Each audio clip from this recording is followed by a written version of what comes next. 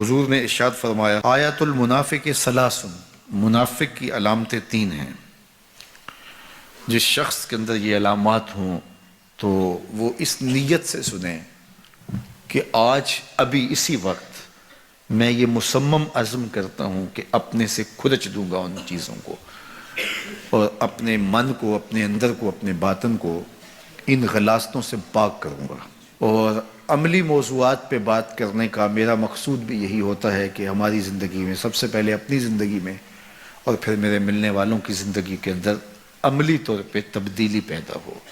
تو اس نیت کے ساتھ جب آپ سنیں گے تو اللہ برکت کرے گا۔ تو سنیے رسول رحمت نے ارشاد فرمایا صلی اللہ علیہ وآلہ وسلم نے کہ منافق کی نشانیاں تین ہیں۔ ان میں سے ایک اذا حدث کذب، جب وہ بولتا ہے تو جھوٹ بولتا ہے۔ یہ منافق کی علامتوں میں سے ایک علامت ہے کہ اس کی زبان جھوٹ کی عادی ہوتی ہے۔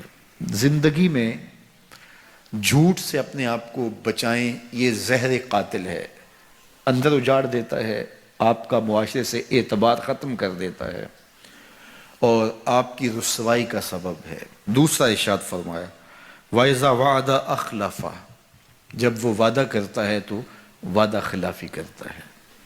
یہ منافق کی علامت ہے کہ وہ وعدہ پورا نہیں کرتا۔ میرے حضور کسی سے وعدہ کرتے ہیں کہ تیرے آنے تک یہاں کھڑا ہوں، اور وہ جا کے بھول جاتا ہے۔ میرے حضور 3 دن کھڑے رہتے ہیں، 3 دن کے بعد اچانک وہاں سے گزرا، دیکھا تو حضور کھڑے ہیں۔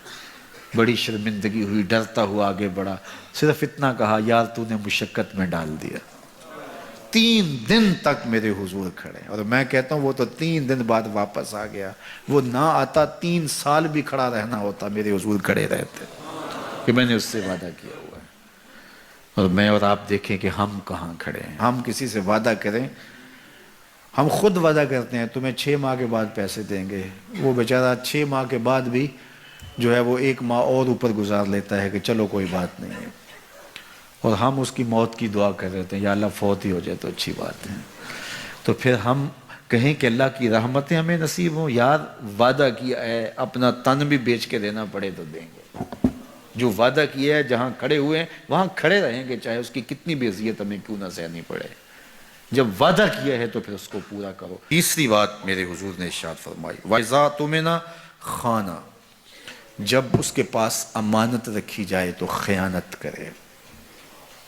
اس کے پاس پیسے رکھے جائیں، دولت رکھی جائے، کوئی زمین اس کے نام کوئی کر دے کسی وجہ سے، کوئی اور اس کے پاس امانت رکھ دے تو وہ اس میں خیانت نہ کرے، بلکہ آپ کے پاس کوئی بات امانت رکھی جائے تو اس کو بھی جو ہے وہ لوگوں تک نشر نہ کرے۔ تمہارے کان میں اگر کوئی بات کرے تو وہ امانت ہے، جب وہ بات کر رہا ہو تو دائیں بائیں دیکھ رہا ہو تو پھر اس کا مطلب یہ ہے کہ وہ یہ چاہ رہا ہے کہ یہ بات کوئی اور نہ سنے، تو پھر صاحب امانت کو چاہیے کہ کوئی اور نہ سنے۔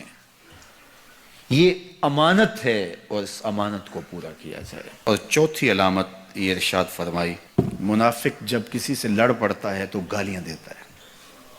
ہمارے دین نے ہمیں گالی دینے سے روکا ہے۔ اپنی زبان کی پاکیزگی اور اپنی زبان کی طہارت کا سامان کیجئے۔ آپ کسی بھی حالت میں ہوں، آپ کے اوپر کوئی کتنی بھی زیادتی کر رہا ہو، آپ کو کوئی تھپڑ بھی مار رہا ہو تو آپ اس کا مقابلہ ضرور کریں، لیکن آپ کی زبان گندی نہیں ہونی چاہیے۔ یہ غصے کے وقت ہی تو انسان کا پتہ چلتا ہے۔ ظفر اسے آدمی نہ جانیے چاہے جتنا بھی ہو صاحب فہم و ذکا، جسے عیش میں یاد خدا نہ رہی، جسے تیش میں خوف خدا نہ رہا۔ عیش کی زندگی ہو یا تیش کی زندگی، خوشی کا مرحلہ ہو یا مرحلہ غم ہو، آپ دیکھو نارمل زندگی کے اندر تو آپ معتدل ہوں گے ہی ہوں گے، لیکن جب آپ کا بیلنس خراب ہوتا ہے خوشیوں کے وفور کی وجہ سے، اس وقت پتہ چلے گا۔ یہ ہے انسان کا امتحان، یہ ہے انسان کی آزمائش۔ منافق کی علامت بتائی گئی وَإِذَا خَاصَمَ فَجَرَ، جب وہ کسی سے لڑائی کرتا ہے تو پھر گالیاں بکنا شروع کر دیتا ہے۔ یہ منافقوں کی علامات میں سے ایک علامت ہے، جب وہ لڑتا ہے تو گالیاں بکتا ہے، جھوٹ بولتا ہے، امانت میں خیانت کرتا ہے، اور عہد کرے تو اس کی پاسبانی نہیں کرتا۔ اللہ ہمیں عہد کی پاسبانی کی توفیق دے۔